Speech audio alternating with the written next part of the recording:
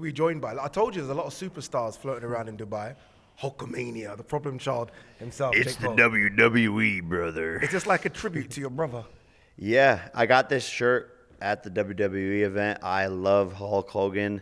I love my brother. I love the WWE. Is he your favorite wrestler of all time? Hulk? Yeah. Probably. Really? Yeah. Him or John Cena, which is like super cliche. It's a bit. But there's a reason why John Cena was the greatest in the world, brother. Yeah, I think The Rock could be in the building today. He's my number one for what it's worth. Is that true that he's I here? heard that The Rock could be here today, and if he is here, then, I mean, not many people eclipse your superstardom. But if The Rock's in the building, I mean, it's 1A, 1B, isn't it? He's my dad. Yeah, he's officially. How is your brother doing, by the way, with the injury? He's doing better than expected. Yeah. I think they thought it was supposed to be like ACL, but it just turned out to be MCL and meniscus, which is better. So just he's rehabbing it in LA and hoping for the best, man. This is my first time seeing you since the Anderson Silva fight. Congratulations, really good performance. Thank you, sir. Because I'm not one of those people because before the fight, I said this is going to be a tough fight because Anderson Silva's got hands, and I'm not one of those in the aftermath like, oh, 1 second, he's nearly 50. No. Anderson Silva's a good fighter. He can fight, and I think you showed a lot there. Cardio, patience, your punch output, really good performance. Thank you, man. I really appreciate that, and that's what we trained the whole year for, and it was still really tough. He made the fight happen on the inside, brought a lot of smoke, was relentless, was a warrior, took punches that knocked out the rest of my opponents. Yeah. So very impressive on his part, but I think he was probably surprised by what I was able to bring to the table and just had the better game plan that night and out-jabbed him. And, they say the left hand takes you around the world. They certainly do. They certainly do. I was watching a clip of you maybe at 3-4 years ago, you hitting pads. And yeah, you're laughing. The one I posted. Yeah. And you now, are you even surprised by how far you've gotten, how quickly you've done it? Because now I think most people will say, Jake Paul's a legit boxer. This isn't the YouTube misfits, social media influencer boxer. Now you're a boxer. Yeah. You're a boxer. Yeah. I'm surprised and I'm not. I'm more surprised with my personal development and how mature I've become and how self-aware I've become and how on the mental and spiritual side of things I've forced myself to become the best person possible.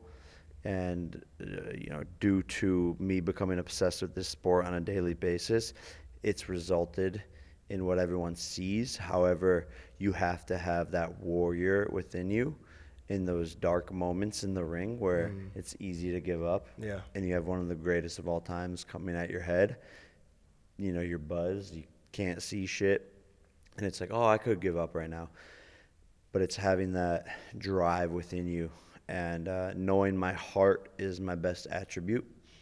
And my right hand being the second best attribute. It's a good attribute to have. Yeah, but I'm surprised and I'm not at the same time. And I have just put in more work than anyone and have a natural ability for this sport and just am obsessed with the moment. And why? Where's that come from, that obsession?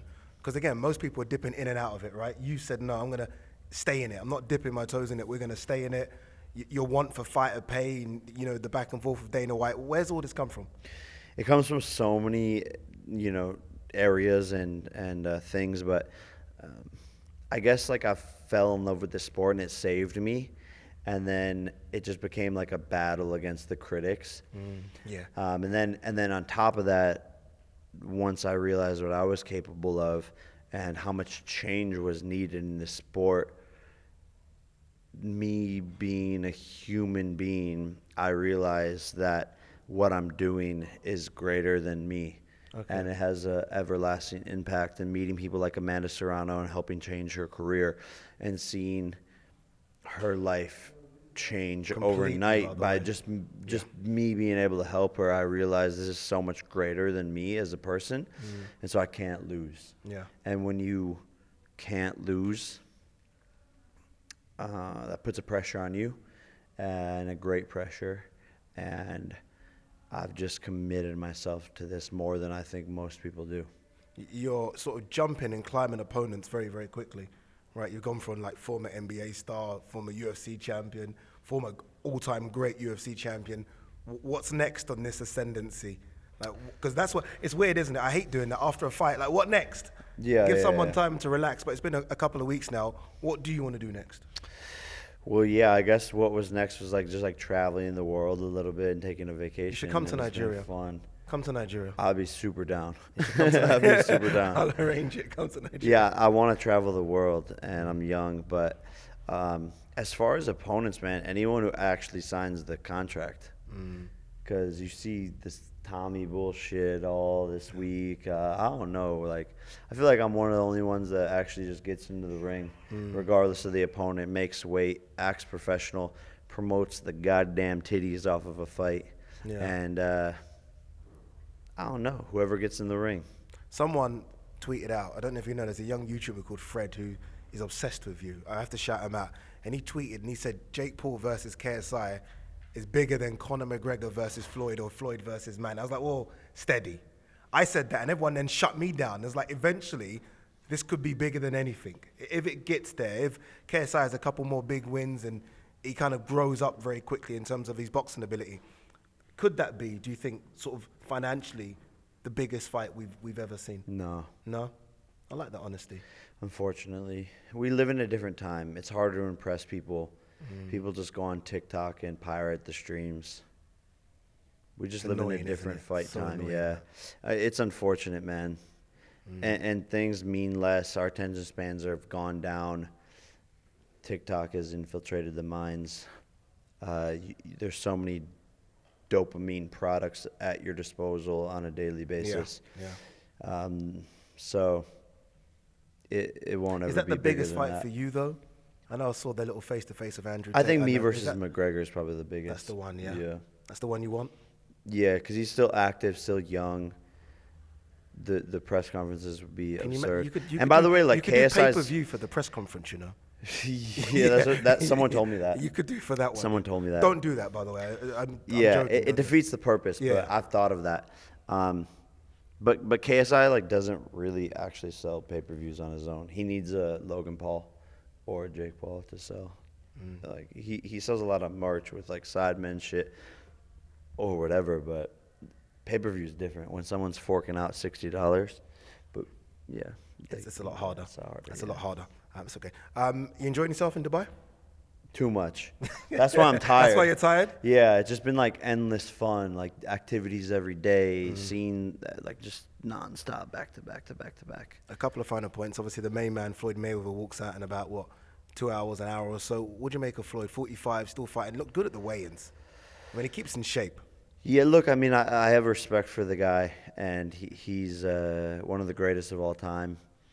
Obviously, legendary fighter, and there's something coming. That's cool. The build-up is nice. There's something coming. But why are you fighting a guy that I beat 5 years ago? The answer is money, right? His nickname is Money Mayweather, but let's make some history. Let's see something that the fans actually want to see, right? That's why the stadium's not packed. Jake versus Floyd. I'm with it. But look, I could weigh 175 pounds, which is exactly what Deji's weighed. Wearing. Yeah. So there's really no excuse for him to fight me other than he knows he's going to lose. And he says, "What?" He goes, "What?" I'm a mimic Floyd. Once you fight a real fighter, I mean, what he's doing is good, but once you fight a real fighter, all that shit is gone. So it's you're the real fighter, Floyd. You know what I like? He's got so many opponents. There's so many. It could be that one I really like. Final question. Nate Diaz, who seems to be in your events stopping people. That's the one, isn't it? That's the one that seems more likely. He's now sort of done with his UFC contract. That's the one that seems more likely to happen. Look, all of it's possible. I'm always ready. Nate Diaz is an easier fight than Anderson Silva. And you know me. I'm about to smoke. I'm young. I'm hungry. I'm getting these bags, and I'll fight anybody, anywhere, anytime, any place. So it is what it is. Let's see what happens tonight with these guys. Let's see what happens indeed. The problem child speaks so well, doesn't he? Jake Paul.